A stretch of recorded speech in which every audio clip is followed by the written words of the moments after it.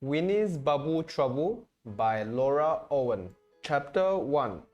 Glug, glug, slurp. Winnie was drinking fizzy froggle pop. Scrunch, munch, gulp.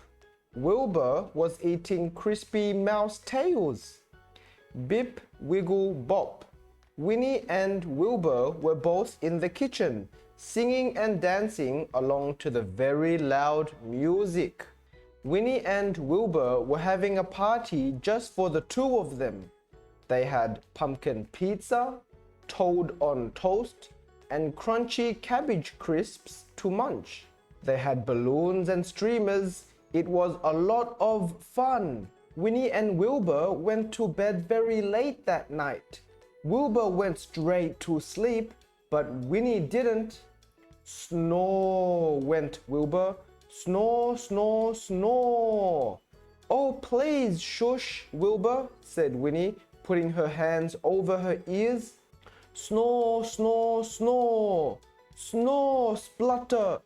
No, moaned Winnie. I can't sleep with that noise. Snore, snore, snore. Winnie put her pillow over her head, but she couldn't get to sleep. She was still wide awake, and she stayed wide awake for the rest of the night. Chapter 2. When the sun came up, Winnie got up too. She felt very tired. She tried to make Wilbur a toadstool toasty for breakfast, but she didn't watch what she was doing. Soon, flames were coming from the cooker.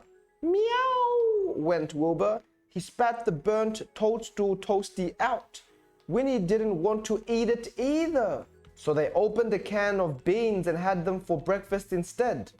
Then, Winnie tried to tidy up all the mess left over from the party. Boom! The vacuum cleaner exploded. Bang, splush! The washing machine broke down. Me-hee-hee-oh, laughed Wilbur. There was mess everywhere. Then, Winnie slipped into a puddle of water. Slip, crash! She knocked over a pile of plates and pans. Oh, soggy slug bottoms, cried Winnie, covering her ears. I wish I could float away from all this noise and go somewhere calm and quiet. She waved her hand. Abracadabra! At once, Winnie was inside a giant bubble. It floated silently through the window and up into the sky.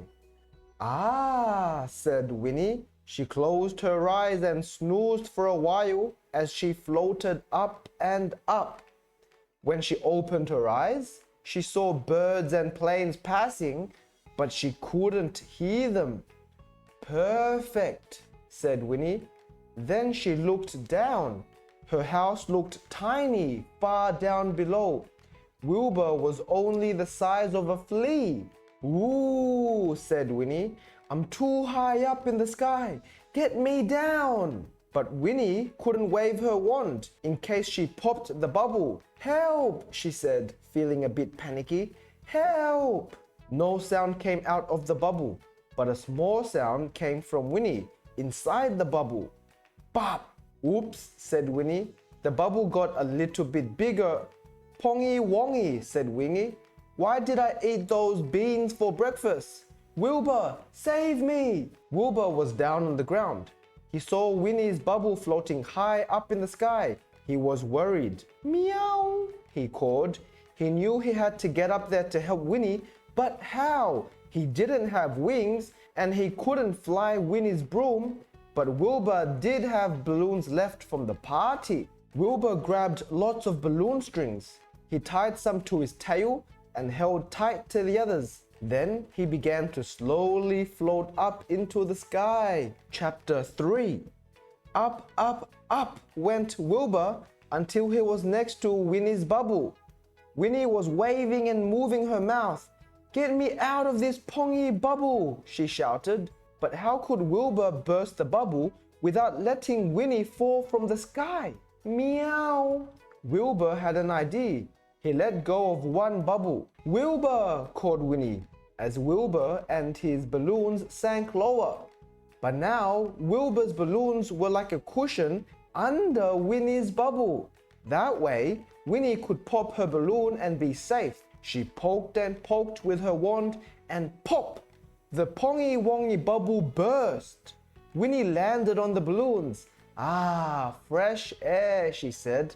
But Winnie was heavy and the balloons quickly began to sink.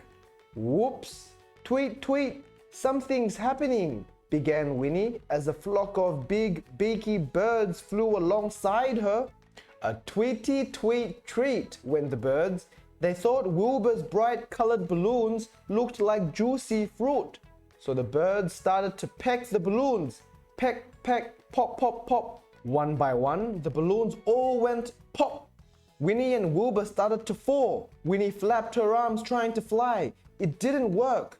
Just then, Winnie remembered that she had her wand. Abracadabra, she shouted. At once, a big umbrella appeared. Winnie and Wilbur floated down slowly and landed gently in a lovely, soft, flowery meadow. Tweet, tweet, sang some birdies. I've had enough of birdies for one day, said Winnie, but at least I'm safe on the ground. Meow, said Wilbur. Yawn. Yawn, I'm tired too, said Winnie. So they settled down to sleep in the long grass.